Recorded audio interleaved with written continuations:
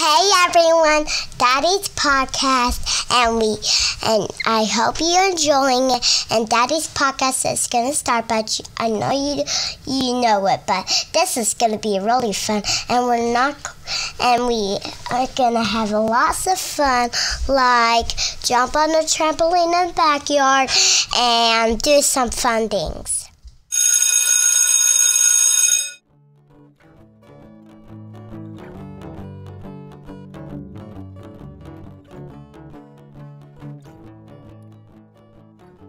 Well, it may not be as fun as going out on the trampoline like Ellie thinks we're about to do, but it is another episode of Lessons for Success, and we hope you do enjoy it. We've got a great guest on this week's episode. Just to kind of recap, my name's Adam Wardlaw. I'm a middle school science teacher and a high school football coach in the great state of South Carolina.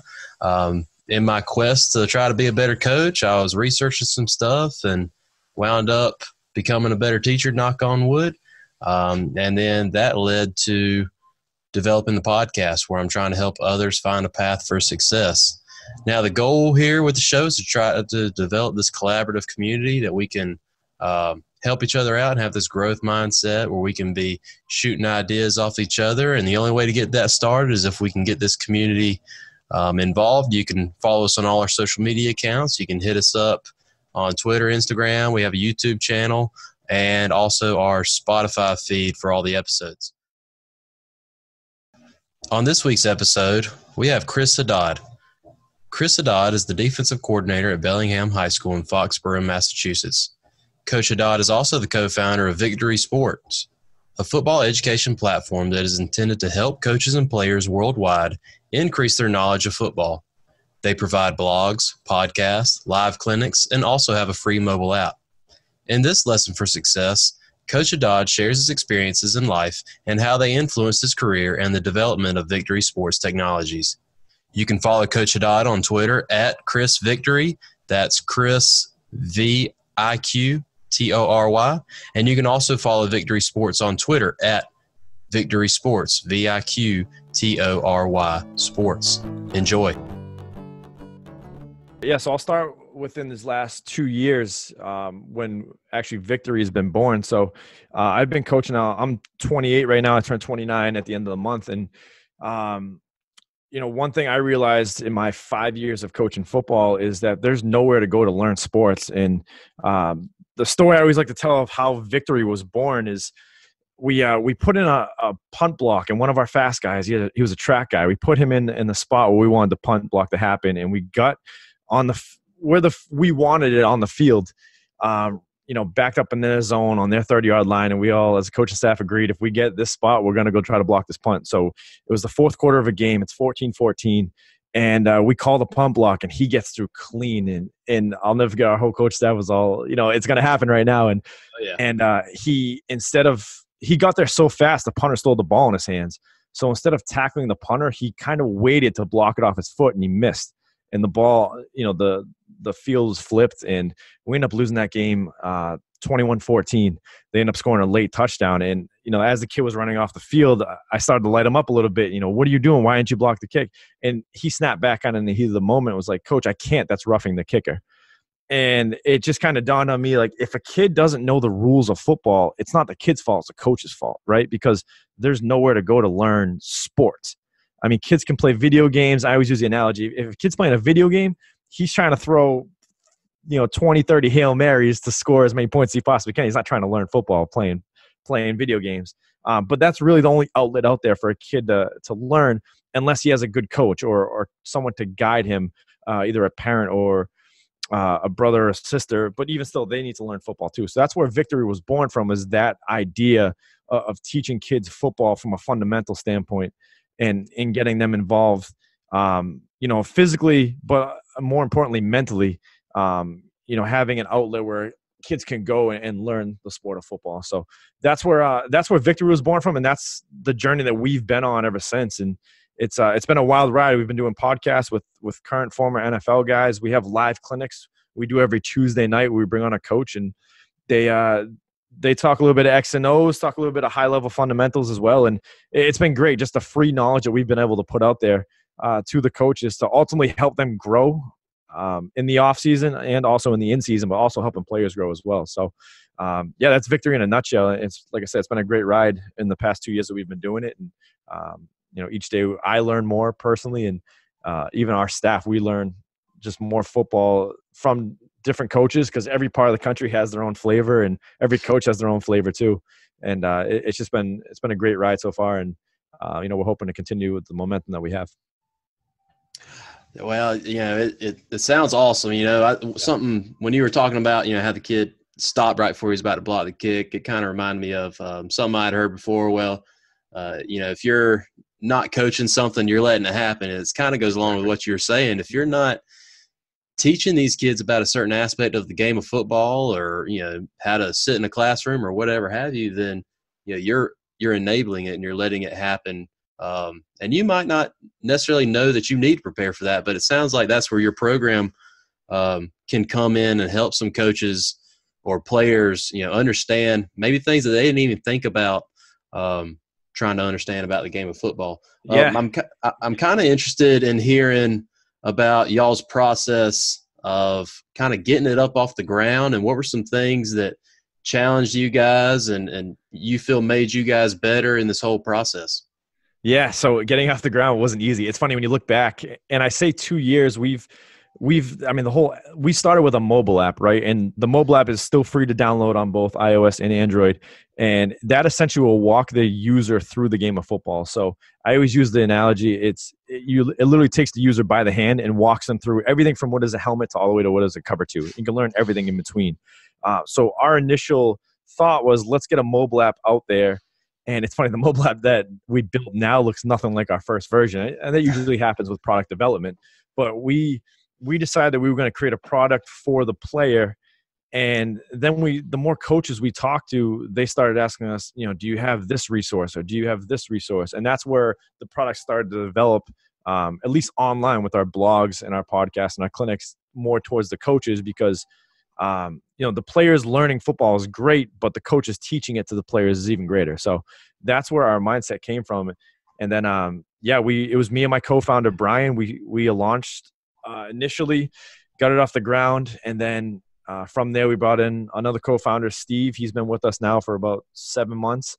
And we have 2 interns as well, one from Nichols College and one from Baldwin Wallace College out in Ohio. So it's been a slow, steady growth, but definitely in the early days, it was interesting because we knew what we wanted to do and teach football. We just didn't know how to do it or the best way to do it. And any coach out there listening, if teaching football is hard, but teaching football through a mobile app where you're not physically present is harder. So it's been a lot for us to get that done. And we think we have the right formula out there now, and people have been learning from our platform, which has been great. But yeah, it's definitely a wild ride. That first year was tough. Just getting every little aspect down, from the user design all the way to the user experience.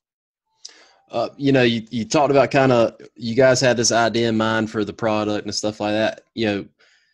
If you had to say what an ultimate goal for vIQtory is, would you say that you've reached that, and maybe you're reevaluating what the next step is, or are you still trying to reach that initial ultimate goal that you guys had for the product?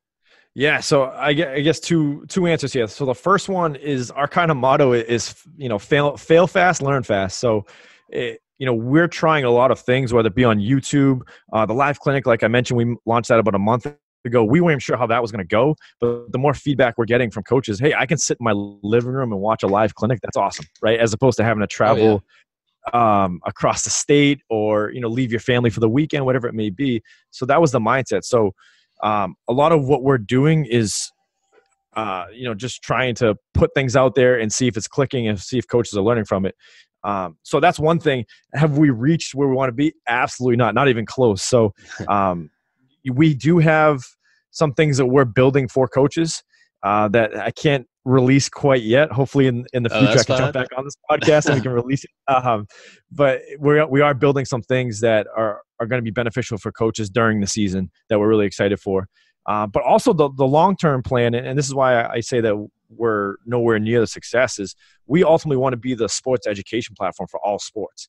And for us, it's football right now because we think that's the most complex and hardest to learn. But 5-7 years from now, I want to be I want Victory to be the place where you go to learn cricket, rugby, softball, baseball, basketball, whatever the field hockey, whatever the sport may be. I want Victory to be the place to go to ultimately learn that sport. Awesome. It sounds like you guys got a good vision for what you want to do.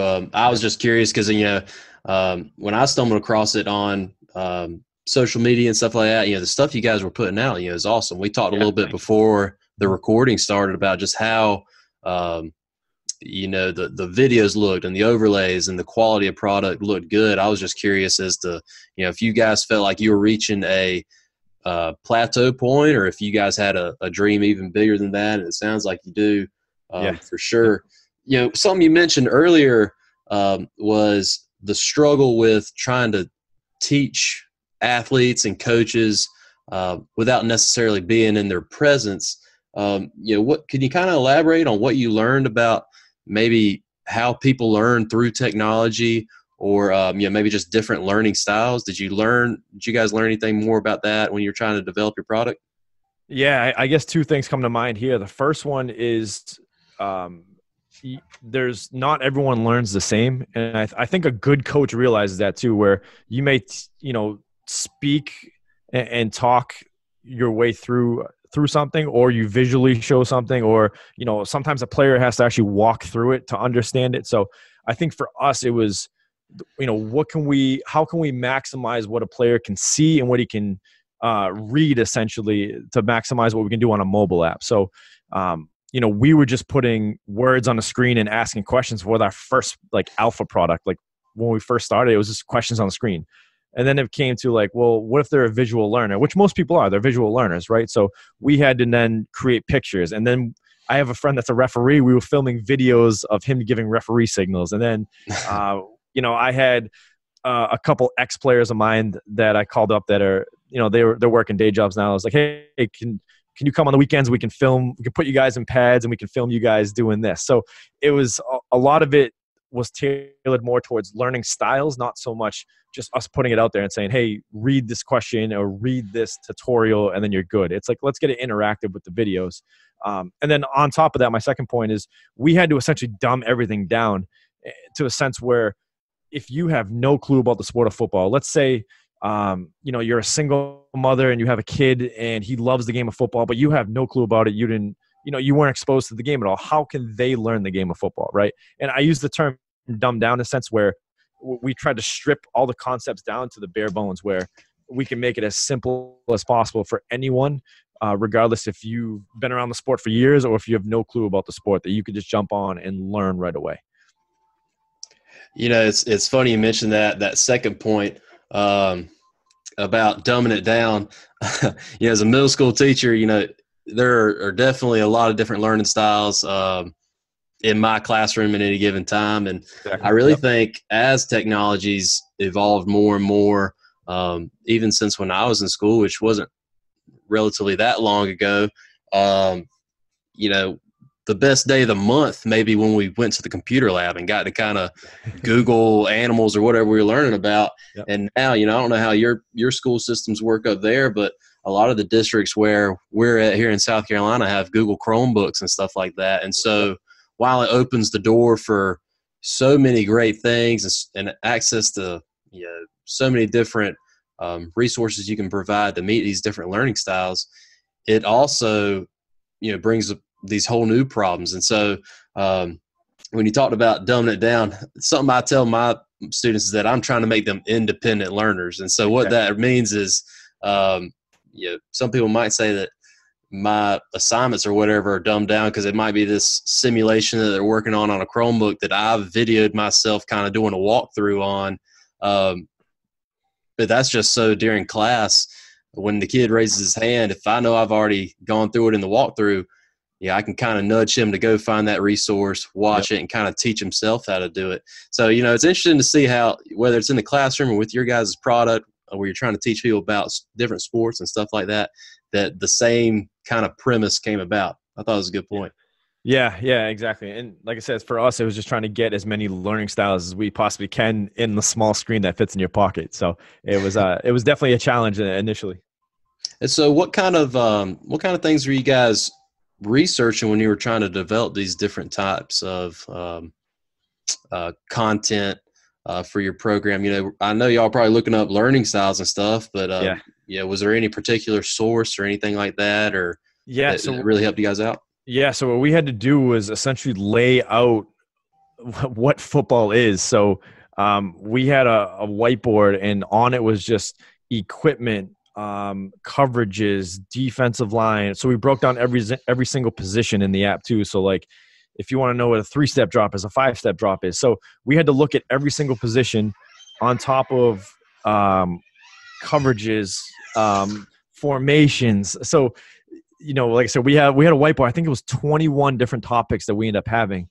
And we had to break that into, okay, how do we walk through a tutorial with these 21 different topics that we can walk through the user? And like, when should a player, like, you can't learn coverages before you learn what a defensive back is. So like, we had to figure out, okay, when do we teach this? And then when does the more experienced user, when can they just go ahead and learn, you know, about coverages if they already kind of know the basics of, like, they may not know what a cover 2 is, but they know what a defensive back is. So we had all these ideas that were on our whiteboard, and we had to put them all in the right space too. So I think that was the biggest challenge, is like, once we created those topics, okay, then from those topics, we could start to create the questions that would fit under those. And then I think we have over 1,500 questions in our database.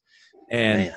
yeah, it was a lot. And like I said, that year was it was extremely tough. Just, you know, us working on it and just trying to grind through it. And, you know, we both have full-time jobs. So it was a part-time effort, but it was like every night part-time effort where we were going and going and going. So, yeah, it's been crazy just trying to get everything off the ground, but it's been going well.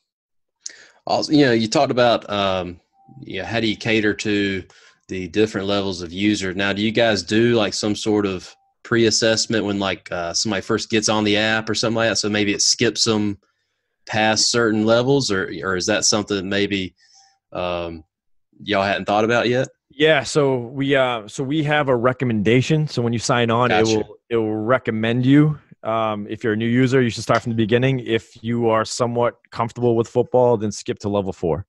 You know, but you have the option to see all levels, and all levels are available. So, you know, if you think, oh, I'm experienced, but then you see that level 3 involves defensive line pass rush moves, it's like, well, I don't really know that, so you can click on that too. So we left it really open-ended for because people learn different things, right? Maybe you know what a quarterback is because you grew up in New England and you love Tom Brady, okay, but you have no clue what an offensive lineman is. So yeah, we left it completely open-ended for you to go and learn, but if you go through the process and all the levels that we have, it will walk you through the complete game. Awesome, Coach. Well, you know, something kind of just I've been trying to wrap up with the people I've interviewed for the show so far is kind of, what would you say has been y'all's key to success, or y'all's key to getting to where you're at, where you're really starting to blow up with your product and stuff? You know, I see the videos and stuff on social media, and people are just going crazy over it because it is good quality stuff you guys are putting out.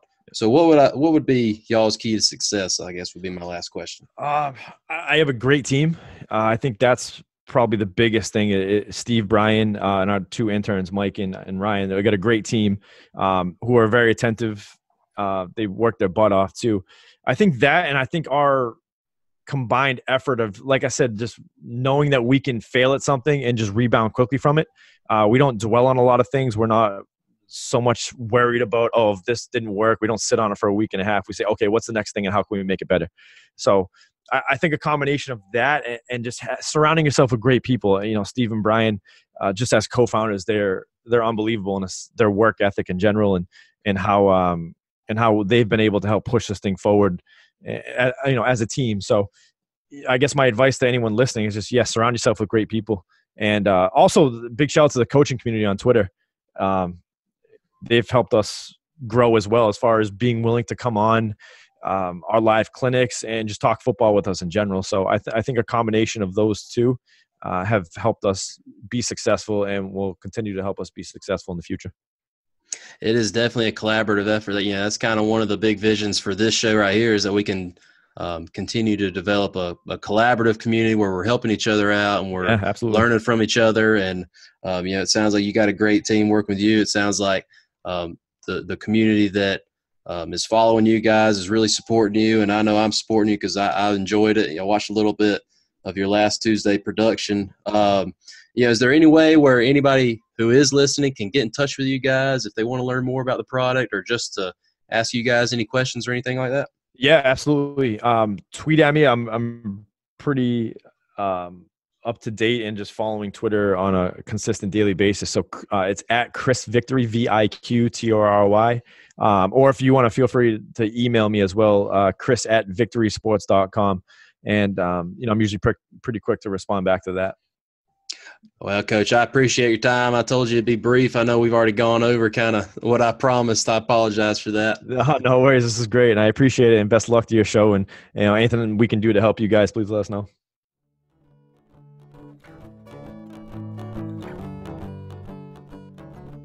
I hope you guys enjoyed listening to Coach Haddad as much as I did. Let's review this week's lesson for success. Sometimes people don't know what they don't know. If you were teaching people, you need to understand that not all people learn the same way. This is one of the biggest struggles to teachers across the country, as well as anyone else who is in the business of educating others about any particular topic. Coach Haddad's program is reaching great success because they developed their teaching model with the learner in mind. For anyone out there who is in the business of teaching people, which probably includes a lot of people, if you keep the pupil in mind, then you're bound to have some level of success. Coach Haddad shared that his key to success would probably be developing a great team. The team over at vIQtory has this combined effort, and as a group, they understand that they're going to fail. What will you and your team do in response to failure that you reach? If you're like Coach Haddad's team at vIQtory, they're going to be successful because they don't allow failure to discourage them, and they feel they can learn from it and move on. And I can guarantee if you do the same thing, then you can see similar success in your own life.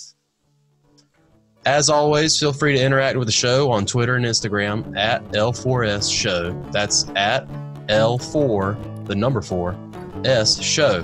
You can mention us, or you can use the hashtag L4S Show. Again, L4, that's the number 4, S Show. Episodes will also be placed on our YouTube channel, Lessons for Success Show. That's the number 4 in there. And all episodes are on Spotify, so be sure to like, subscribe, rate, and share so we can keep this community growing. Thanks again for listening to another episode of Lessons for Success.